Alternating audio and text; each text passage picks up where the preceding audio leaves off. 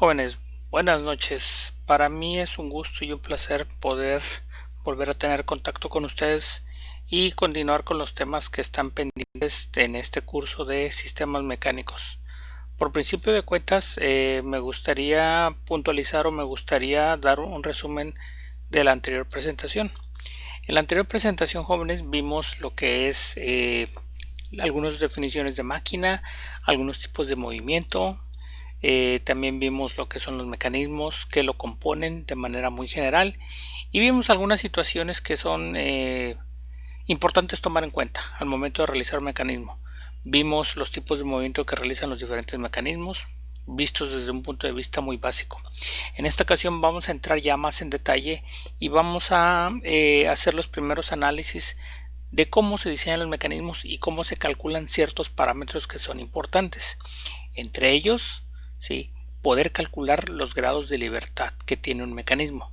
Los grados de libertad, dicho de una manera muy sencilla y muy práctica, no es más que la cantidad de movimientos permitidos que puede realizar un mecanismo, ¿sí?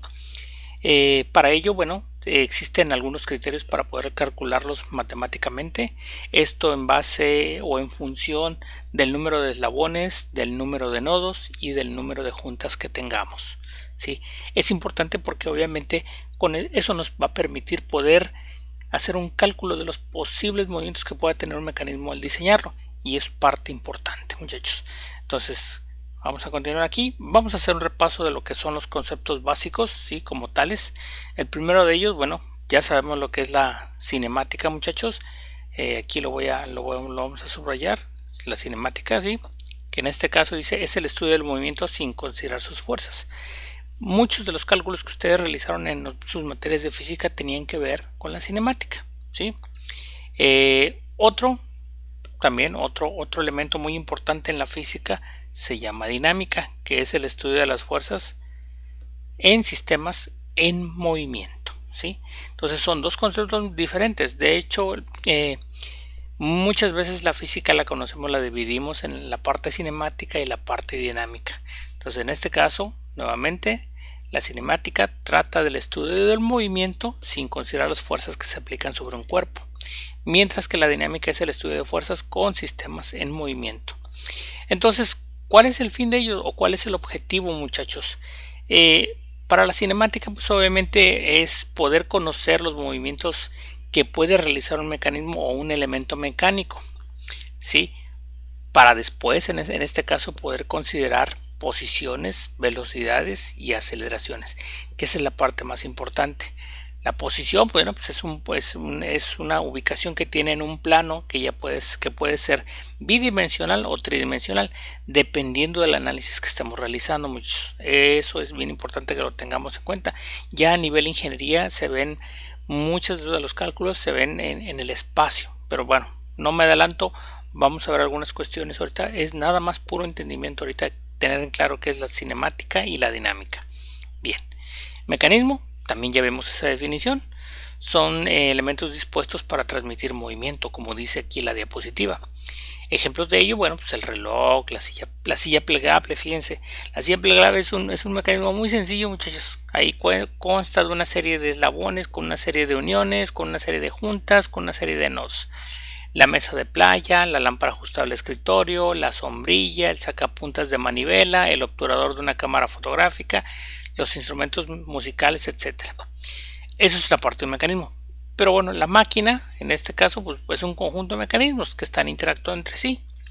Si yo diera una definición más sencilla, bueno, me pegaría a eso, muchachos. Pero también, bueno, se le conoce como un sistema de elementos dispuestos para transmitir fuerza desde la fuente de energía hasta la resistencia a vencer, según un modo predeterminado. Por ejemplo, ejemplos de máquinas, pues la batidora, los elevadores, las grúas, los manipuladores, los engranajes de transmisión de un automóvil, los robots, por ejemplo, sí, etcétera, etcétera. Seguimos. Ahora, en ingeniería, pues vamos a tener dos conceptos. Aquí están un poquito repetidos, pero bueno, los vamos a ver más formalmente, que es la máquina mecánica y el mecanismo. Entonces, la máquina mecánica es conjunto de componentes mecánicos organizados física y funcionalmente para consumir energía entregada con las características externas de la planta motriz y entregar un trabajo mecánico con las características cinemáticas y dinámicas requeridas para el cumplimiento de la necesidad técnica que le dio origen. Pues sí, obviamente que este es un concepto muy apegado a lo que es una máquina mecánica. Son componentes, en este caso, que tienen una organización, que tienen una estructura propia, ¿sí? Y que, bueno, en este caso consumen energía.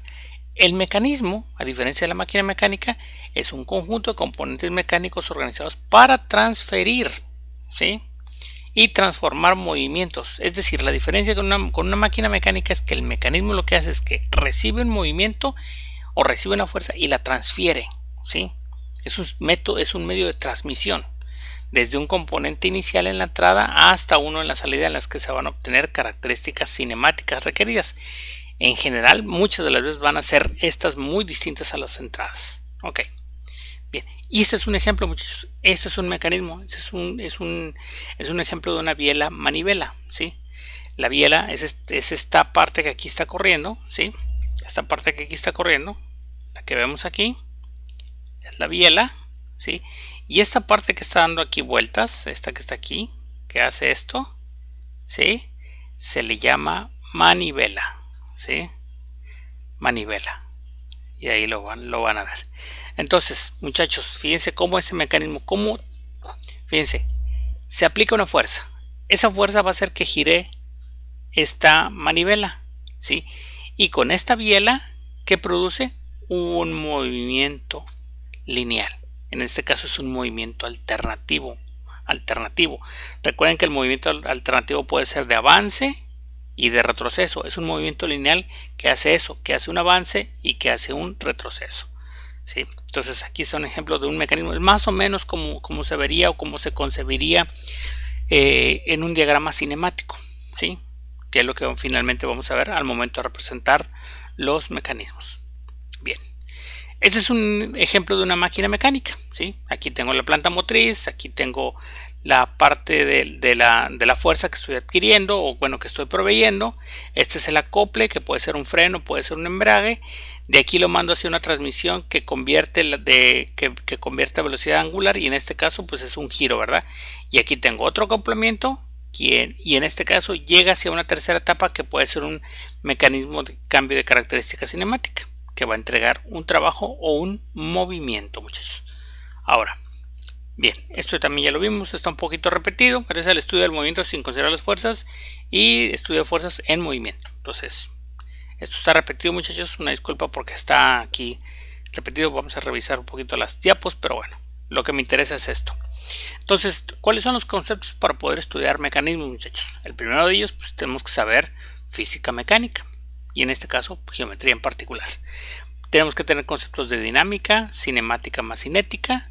Tenemos que tener conocimientos de una cadena cinemática, que en este caso, ahí como dice la definición, es un conjunto articulado de cuerpos en movimiento relativos posibles entre ellos. Puede ser una estructura, un pretensado o un mecanismo, ¿sí? Cuando hablamos de cadena cinemática es que ya hay una articulación, quiere decir que ya los cuerpos están conectados entre sí. Por ejemplo, nosotros tenemos articulaciones aquí en el cuerpo humano, ¿verdad?, que nos permiten tener un movimiento, una cinemática de movimiento, ¿sí? Un mecanismo, bueno, entonces ya entrando un poquito más en materia, que es un mecanismo articulado, pues es una cadena cinemática en el que al menos uno de sus eslabones está fijo a un sistema de referencia. Por ejemplo, esto que estamos aquí, el hombro, ¿sí? Este está fijo, ¿sí?, pero este se está moviendo, este eslabón se está moviendo. Entonces aquí hay una relación de movimiento, porque este está fijo, pero el movimiento lo puedo hacer con este, puede ser una circular. Por eso es que luego de repente hay conceptos como les llamamos como junta homocinética. Más adelante vamos a ver las configuraciones en las que se dividen estos mecanismos articulados.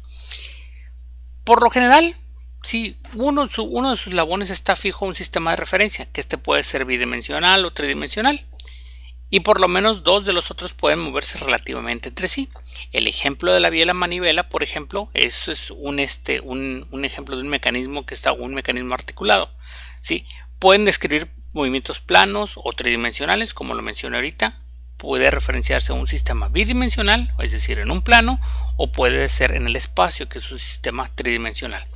Y dice aquí, la número 4 es una definición teórica y condición necesaria de la 2, es decir, que es una definición práctica en ingeniería. Bueno, Entonces aquí más o menos se ve un panorama general de cuáles son los conceptos que se requieren para poder trabajar con mecanismos, muchachos. Espero que los tomen en cuenta. Ok, este es un ejemplo. Por ejemplo, ayer les hablaba yo de un mecanismo más complejo, ¿verdad? Que en este caso este es un bulldozer, un mecanismo de Alice Chalmers, que la patente es de, fíjense, de 1976, de 9 barras totales y de 2 grados de libertad. Y fíjense aquí de esta manera cómo está todo el diagrama cinemático. Esto que ustedes ven aquí, este es un eslabón, este es otro eslabón, este es otro eslabón, este es otro eslabón, este es otro eslabón, este es un empotramiento, otro eslabón. De hecho, los empotramientos se consideran como eslabones porque están fijos. Pero fíjense cuántos tiene. Entonces, lo que se trata de analizar aquí, lo que se trata de analizar en esta figura, ¿sí?, es saber cuántos grados de libertad tiene, es decir, cuántos movimientos posibles. Y aquí lo está diciendo, grados de libertad, con un total de 9 barras totales y 2 grados de libertad. Eso es lo que vamos a aprender a calcular, muchachos, ¿sí? Eso es lo que vamos a poder ver nosotros en estos días. Vamos a tener tiempo de realizar ejercicios muy interesantes. Ahorita es nada más que conciban más o menos cómo los conceptos se entrelazan y se relacionan para poder llevar a la práctica o para poder calcular los grados de libertad en un mecanismo. Este es un accionamiento de una limadora mecánica. Este es otro. Aquí está, dice 6 barras y un grado de libertad. Pues el grado de libertad a lo mejor está muy puntual, que es un movimiento lineal en este caso. Bueno, realizas un movimiento de esta parte a esta parte, la carrera de corte. Esta es la carrera de corte, aquí es la que se transmite. Este es un elemento que está fijo, ¿verdad?, pero que va a transmitir movimiento y que va a permitir que esto se mueva en esta dirección. Obviamente que aquí va a tener una barra fija, ¿sí? Tenemos aquí diferentes elementos que vamos a identificar conforme nosotros vayamos analizando los mecanismos. Ok, ¿cuáles son los componentes de los mecanismos articulares? Ahora sí, entramos un poquito en materia. El primero de ellos son los eslabones, que ya dijimos ayer que era un tipo de estructura que puede ser una figura plana, puede ser un cuerpo, dice componente de una cadena cinemática, y también se les conoce como barras. Tienen al menos 2 nodos fijos en la barra, es decir, 2 puntos para conectar o para poder acoplarlos a otros eslabones. Recuerden que la conexión entre eslabones me va a formar lo que es un mecanismo. Inciso B, se les considera rígidos para el diseño y el análisis cinemático dinámico del mecanismo articulado. La clasificación de los eslabones pueden ser de 3 tipos. En general, bueno, la teoría básica que se ve: binario, es decir, con 2 nodos; ternario, con 3 nodos; cuaternario, con 4 nodos, ¿sí? Ahora, junta. La junta en este dispositivo de articulación entre 2 eslabones también se le conoce como pares cinemáticos, ¿sí? Más adelante podemos ver una definición de par cinemático, pero bueno, la clasificación de las juntas en este caso puede ser al tipo de contacto que realizan. Puede ser un par cinemático inferior si el contacto es entre superficies, colisa o tridimensional. Por ejemplo, un rozamiento, ¿sí? Este es un contacto de superficie, ¿sí? Sí, un par cinemático superior es si el contacto es entre líneas o puntos, es decir, una esfera, por ejemplo, toda la esfera no hace contacto, no tengo un contacto entre todas las superficies, sino una porción de la esfera hace contacto, ¿sí? O es una superficie plana. Viéndolo de otra manera, muchachos, por un par cinemático inferior sería esto. ¿Por qué? Porque a lo largo de todas las superficies estos tienen contacto, ¿sí? Hay un rozamiento, hay un contacto. Fuera par cinemático superior si hace esto, es decir, nada más una porción de todo el cuerpo hace contacto con otra fija. Ese es el tipo de mecanismos que tengo de la clasificación de juntas que se pueden encontrar. Ok, y vemos la definición de par cinemático. El par cinemático, como dice aquí la diapositiva, dice: llamamos par cinemático a la conexión entre 2 o más eslabones, lo cual permite algún movimiento o movimiento potencial entre los eslabones conectados. También se le denomina junta o se representan con letras, ¿sí? Entonces las juntas son pares cinemáticos, están considerados como pares cinemáticos. ¿Por qué? Porque es la conexión entre 2 o más eslabones que permiten un movimiento, muchachos. ¿Ok? Y esta es la característica en este caso de cómo están los eslabones, ¿verdad? En este caso van a ver un eslabón binario. ¿Por qué se le llama eslabón binario? Bueno, pues porque aquí en los nodos que están señalados, en la diapo, perdón, aquí está un nodo y aquí está otro nodo. Eslabón ternario porque aquí tenemos un nodo, dos nodos, tres nodos. Aquí un nodo, dos nodos, tres nodos y cuatro nodos. Entonces, sobra decir, muchachos, que el eslabón binario pues, es el que tiene dos nodos, ¿sí?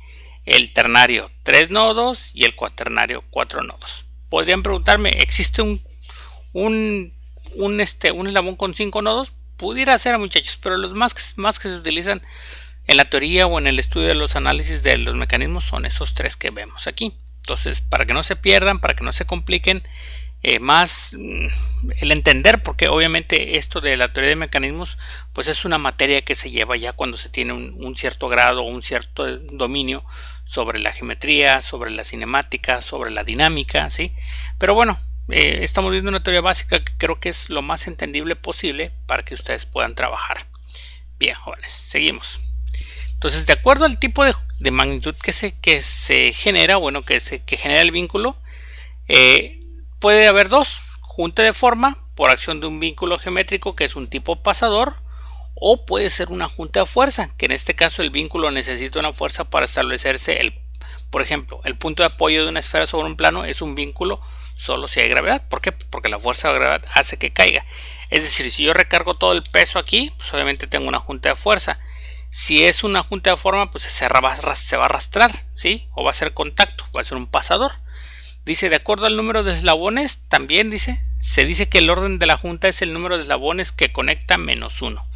Es decir, en este caso, para saber el orden de un mecanismo, basta nada más contar el número de eslabones menos 1 y eso es lo que me va a determinar. Si por ejemplo son dos eslabones conectados, es un sistema de mecanismos de primer orden. Si son tres, va a ser de segundo y así nos vamos sucesivamente.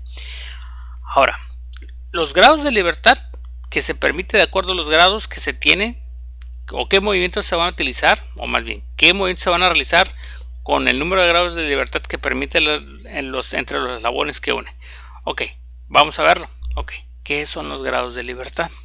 Hemos escuchado tanto la palabra ahorita en la presentación que bueno, ya yo creo que hay como que una inquietud, ¿no? Y totalmente válida. Sabemos bien por definición que los grados de libertad, si nosotros lo pudiéramos decir sin utilizar una definición tan formal, pero que sí la necesitamos utilizar porque obviamente le estamos dando formalismo a nuestro análisis, lo primero es que diríamos el número de movimientos permitidos que puede realizar el mecanismo. Pero ya una definición más formal, aquí dice genéricamente es el número de parámetros independientes necesarios para definir unívocamente, la posición en el espacio. Es decir, para poder calcular los grados de libertad es nada más conocer los números de parámetros independientes para definir la posición que guarda en un plano. Sí, ya puede ser otra vez bidimensional o puede ser tridimensional, pero eso ya depende de lo que nosotros vayamos a analizar, jóvenes. Ok, siguiente, mecanismo articulado. El mecanismo articulado, como dice ahí, tiene entradas independientes o coordenadas geométricas de posición de las barras necesarios para determinar la posición de todas las barras del mecanismo respecto al sistema de referencia adoptado. ¿Sí? Entonces, en un mecanismo articulado, pues voy a tener entradas independientes, voy a tener coordenadas geométricas de posición de las barras y esa información va a ser necesaria para determinar la posición de todo el mecanismo con respecto a un sistema de referencia. La junta, dice aquí, movimientos que de uno de los eslabones respecto a otro adyacente, supuesto fijo, permitidos por la junta que los une. Y entonces las juntas, volvemos a lo mismo, es la unión entre dos eslabones, ¿sí? Clasificación de las juntas según el número de grados de libertad. Junta completa es la que permite un solo grado de libertad. Solamente cuando yo tengo un grado de libertad quiere decir que tengo una junta completa. Una semijunta es la que permite 2 grados de libertad y existen juntas que admiten más grados de libertad solo en mecanismos especiales. Finalmente yo creo que vamos a ver, en resumen, cuándo un mecanismo puede ser una junta completa, es decir, que solo va a permitir un grado de libertad, y cuándo va a ser una semijunta que va a permitir 2 grados, ¿sí? Bueno, ok. para poder posicionar o para poder conocer el movimiento de un eslabón, ¿sí? O qué movimiento va a hacer, pues necesito conocer dos parámetros bien importantes: posición, ¿sí? Y una coordenada angular, es decir, posición y ángulo. Y eso yo lo veo en un sistema plano cartesiano. Imaginemos esta situación, muchachos. Tenemos este es mi plano, este es el plano de referencia, ¿sí? Y aquí voy a colocar un eslabón, ¿sí? Pues obviamente, ¿qué puedo conocer?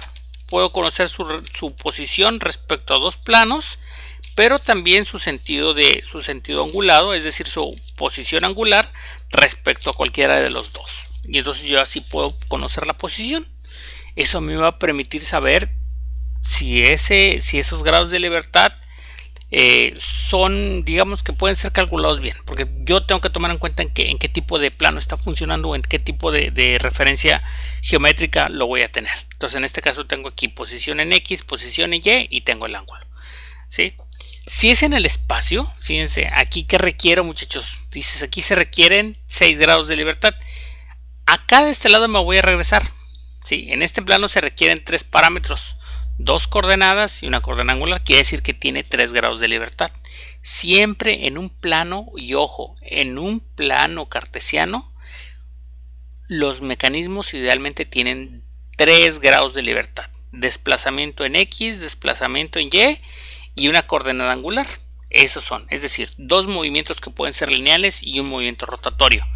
Mientras que en el espacio son 6 grados de libertad, porque son las distancias más los 3 ángulos, es decir, desplazamiento en X, desplazamiento en Y, desplazamiento en Z y las respectivas revoluciones en cada uno de ellos, ¿sí? Que eso me va a permitir determinar los ángulos, ¿sí? Eso es algo que ya hemos estado viendo, muchachos. Ok, bien.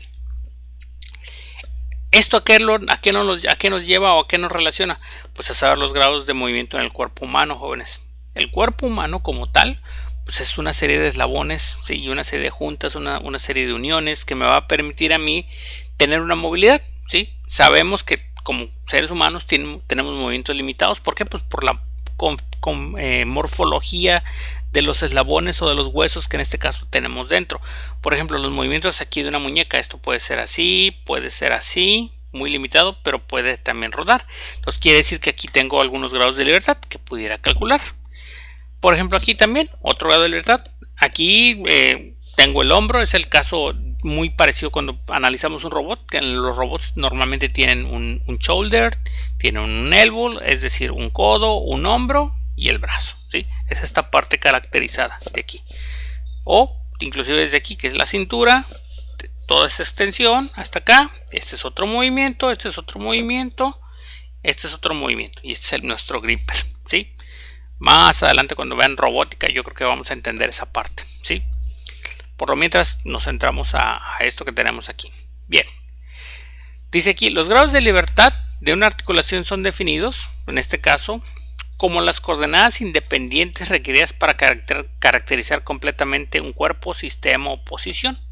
Es decir, en un espacio 2D tengo 3 grados de libertad, ¿sí? 2 movimientos lineales más uno rotatorio o de traslación, mientras que en el espacio 3D 3 de traslación y 3 rotatorios. Y estos son los movimientos que puede afectar en un plano, ¿sí? Bien, espero que no existan dudas hasta aquí, muchachos. Seguimos. Dice, según Acero 2002, que es igual un autor, las articulaciones diartrósicas sinoviales o móviles del cuerpo humano, dependiendo de su tipo, poseen mayor o menor número de grados de libertad y son clasificados teniendo 1 o 2 o 3 grados de libertad. El número máximo teórico de 6 grados de grados de libertad por cada articulación es de 6 si estuviesen suspendidas en el espacio. Es decir, las primeras están en un plano, las segundas son en el espacio. Obviamente, muchachos, ¿qué quiere decir esto? Pues que no vamos a encontrar mecanismos con 9 grados de libertad. Tiene que estar en un sistema referenciado, ¿sí? Igual lo mismo, idealmente son 6 grados de libertad para que yo sepa realmente posición en X, posición Y, posición en Z y posiciones angulares respectivas de cada eje. Sí, dicen, pero es el caso del cuerpo humano que no está interconectado. Ok, listo. Y aquí está una parte. Fíjense bien. Figura 2 dice articulación macho-hembra con 3 grados de libertad coxofemoral, que es esta parte de acá arriba.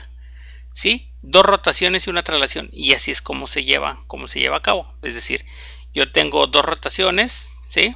Y una traslación, movimiento, ¿sí? Este que está aquí dice articulación plana con 2 grados de libertad medio tarsiana, 2 traslaciones de tomada, bueno, tomadas y aptas, pero fíjense el contacto en la superficie. Aquí tengo una junta inferior y aquí tengo un par superior, un par inferior y un par superior. Me voy a regresar acá, a ver, vamos a ver si me da tiempo aquí. El par inferior, el contacto es entre superficies, y el par superior es entre 2 puntos o esfera apoyada en la superficie plana. Entonces el par superior aquí, ¿cuál es, muchachos? Bueno, pues ya lo sabemos, el par superior está por aquí y ese es el par inferior. Entonces está claramente definido, muchachos, cómo, fíjense cómo hasta en el cuerpo humano existe esa relación para que nosotros podamos trabajar con ella. Ok, llegamos con la fórmula, muchachos. La movilidad total del cuerpo humano, según lo reportado en Acero 2002, basado en Satsyorsky 1988, es un autor que hizo una investigación y utiliza la fórmula levemente modificada de Grubler, que es lo que vamos a ver en la siguiente clase. La movilidad total del cuerpo humano es 6n menos sumatoria que va desde I hasta 3 del iésimo elemento, ¿sí? Que en este caso está multiplicado por ahí. MCT, donde MCT es la movilidad total corporal, N es el número de huesos móviles que tenemos, el I, el subíndice I, es la clase de articulación, donde I es igual a 6 menos F, donde F es el número de grados de libertad reales de la articulación. I es el número de articulaciones de clase I, ¿sí? O de clase 1, y en este caso, bueno, ese es el cálculo. Aparentemente, bueno, arrojando el cálculo son 244 grados de libertad que tiene un cuerpo humano, ¿sí? Bueno, eso ya es una parte, un cálculo teórico, pero teórico en el espacio tenemos 3. Si todo el cuerpo humano lo vemos como un ente, muchachos, ¿sí? Solamente tuviéramos 3 grados de libertad: posición en X, posición en Y y angulado, ¿sí?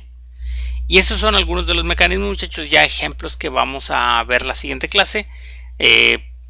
Ya vamos a ver más en contraste o en concreto, más bien, cuando es una junta de rotación, cuando es una junta prismática, cuando es una junta helicoidal, cuando es una junta cilíndrica, una junta esférica, una junta en un plano y los respectivos juntas completas con los grados de libertad en algunos casos que, bueno, ya se pueden ir conociendo. Bien, jóvenes, agradezco que el día de hoy hayan puesto atención a esta parte de la presentación y espero verlos pronto, jóvenes. Espero verlos en una siguiente sesión, muchachos. Les agradezco su atención y les deseo un buen día. Gracias.